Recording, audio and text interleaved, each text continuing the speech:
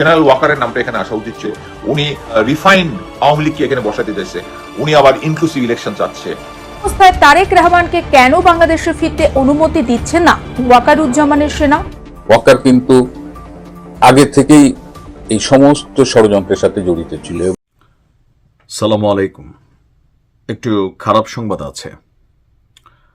গতকালকে রাত্র থেকে এখন থেকে প্রায় 4-5 ঘন্টা যাবৎ বেগম খালেদা জিয়ার মৃত্যুর খবর সোশ্যাল মিডিয়াতে ছড়িয়ে পড়েছে যে তিনি মারা গেছেন।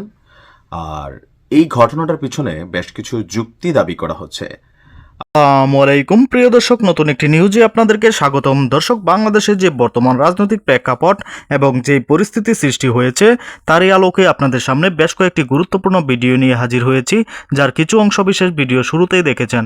দর্শক, ভিডিওর শুরুটা থেকেই কিন্তু বুঝতে পেরেছেন আজকের ভিডিওটা কতটা গুরুত্বপূর্ণ হতে চলেছে। তাই বলবো 1 সেকেন্ডও না টেনে পুরো ভিডিওটি দেখবেন।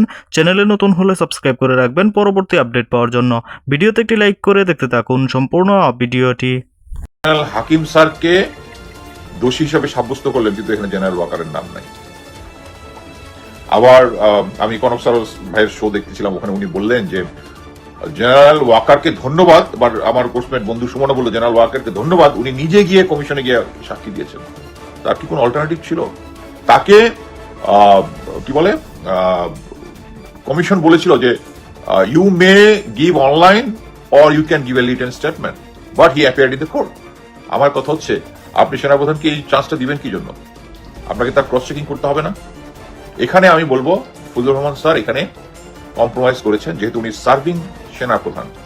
একটা জিনিস বুঝতে হবে, সার্ভিং সেনাপ্রধান হতে পারেন, কিন্তু এখানে যদি সেনাপ্রধান শুধু ওখানে কোম্পানি কমান্ডার হিসেবে ছিলেন এবং জেনারেল ওয়াকার যেটা বলেছেন ওইটা উনি শুনতে বাধ্য হয়েছেন, এটা হলে শেষ ছিল।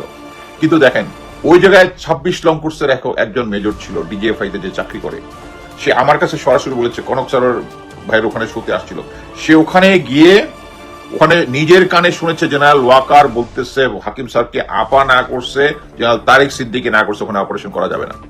সেই মেজর এখন থাকে হচ্ছে টেক্সাসে। এই যে বৈষম্য অফিস, যে সমস্ত অফিসাররা বৈষম্যের শিকার হইয়া প্রমোশন রিয়াটিয়া যারা স্যাক্ট হয়েছে, কাউরে কোনো কিছু দেয় নাই। জেনারেল বাড়ি, ব্রিগেডিয়ার বাড়ি গিয়া সারেন্ডার করছে, ওনাকে স্যাক করে দিচ্ছে চাকরি থেকে, আর ওই অফিসারকে ফুল বেনিফিট দিয়ে দিচ্ছে, দিয়া সে মুখ জিপ।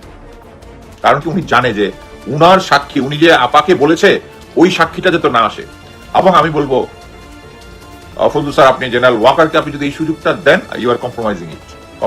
উনি তাকে অনলাইনে দিতে বলবেন কি জন্য? উনি ওখানে বলেছে, অবশ্যই জেনারেল হাকিম এই কথাটা বলেছে যে আপা বলেছে অপারেশন করা যাবে না, এবং আপনি বলেছেন ফজলু স্যার, আপনি ওখানে বলেছেন যে ওখানে একটা প্যারালাল কমান্ড তৈরি হচ্ছিল। What is that explanation of that parallel command? আচ্ছা স্যার, সরি স্যার, আমি আপনার এক্সট্রিক্স বলতেছি না, আই এম শিওর আমি তো পুরো রিপোর্টটা পড়িনি, আপনি নিশ্চয়ই রিপোর্টের মধ্যে সবকিছু লিখেছেন। কিন্তু আমি এই জেনারেল ওয়াকারের নামটা এখানে আসা উচিত ছিল। It's not that I am always after General Walker. It's very clear, উনি যদি ওই পর্যন্ত হয়ে থেমে যেত তাহলে কোনো সমস্যা ছিল না। উনি এরপরে 5ই আগস্টের আগে ছাত্রদেরকে গুলি করতে অর্ডার দিচ্ছে, তার লোকজন গুলি করছে, গুলি থামাইছে। উনি প্রফেসর ইউনুসকে ইয়া হইতে দেয় নাই, বাধা সৃষ্টি করার চেষ্টা করতেছিল প্রধান উপদেষ্টা হওয়া থেকে। তারপরে উনি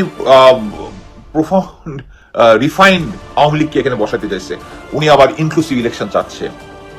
এবং তার পরবর্তীতে উনি আইসা বিডিআর এর যে ওই যে আপনারা সবাই জানেন যে এর আগের ইয়াটাতে বলেছিল উনি কি বলে রাওয়াতে উনি গিয়ে বলেছিলেন কি, উনি বলেছেন যে এটা বিডিআর এর সৈনিকরাই করেছে, ফুল স্টপ।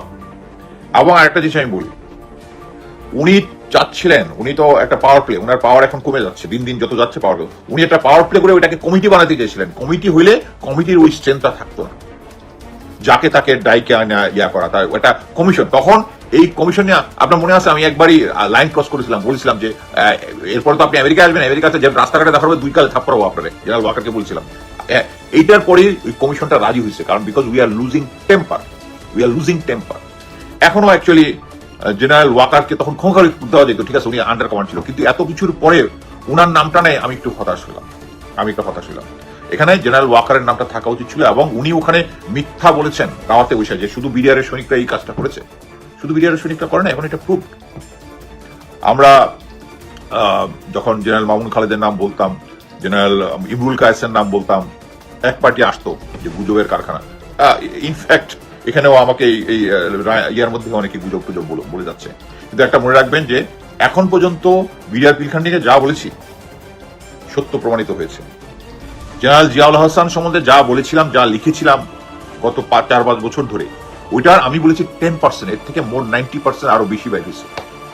জেনারেল আজিজের কথাটা বাদিয়ে দিলাম। সো এখন আমি বলবো যে প্রথম আমাদের দাবি হচ্ছে এই বিডিআর পিলখানা যে রিপোর্টটা আছে এটাকে পাবলিক করেন স্যার, এটাকে পাবলিক করেন। পাবলিক যদি না করে আমাদেরকে জানতে হবে জিনিসটা এখানে কি, কারা কারা এটার সাথে দোষী, এবং তাদেরকে আইনের আওতায় আনতে হবে। আপনি বলে দিলেন মুন্নি সাহা, জয়ীম মামুন এরা তাদেরকে তাদের পক্ষে কথা বলে এটার মধ্যে আপসাইড ডাউন করার চেষ্টা, ভুল ইনফরমেশন দিয়েছে, এটার পানিশমেন্ট হইতে হবে। ইভেন আমি স্যারের ফজলু স্যারের সৎ ইচ্ছা নিয়ে কোনো নাই, বর্তমান প্রেসিডেন্ট যে আইজি আছেন ওনার এগেন্স্টেও কিন্তু কথা বলে উনি বলেছেন যে স্বরাষ্ট্রমন্ত্রী যিনি আছেন উনি ইনফরমেশন হাইড করেছেন, এটা এখানে আছে। এবং অ্যামেজিংলি হচ্ছে এই রিপোর্টটা আপনি স্বরাষ্ট্র উপদেষ্টার কাছে হ্যান্ড ওভার করেছেন, যেখানে রিকমেন্ড করা আছে। That's the beauty of law and order, মানে জাস্টিসের ইয়া হচ্ছে এটা। সো আমি মনে করি যারা এটার সাথে জড়িত তাদের সবাইকে এখন এই কমিশনের রিপোর্ট অনুযায়ী তাদেরকে আইনের আওতায় আনতে হবে। দর্শক, সম্পূর্ণ ভিডিওটি দেখলেন, অবশ্যই বুঝতে পেরেছেন ভিডিওটি গুরুত্বপূর্ণ ছিল। দর্শক, এই ভিডিওতে যে তথ্যগুলো আপনারা পেয়েছেন এ বিষয়ে আপনাদের কি মতামত তা অবশ্যই কমেন্ট করে জানাবেন, এবং পরবর্তী আপডেট ভিডিওগুলো সবার আগে পেতে চ্যানেলটিকে এখনই সাবস্ক্রাইব করে রাখুন। এই মুহূর্তে বিদায় নিচ্ছি, দেখা হবে পরবর্তী কোনো ভিডিওতে। সে পর্যন্ত ভালো থাকুন, সুস্থ থাকুন, আসসালামু আলাইকুম।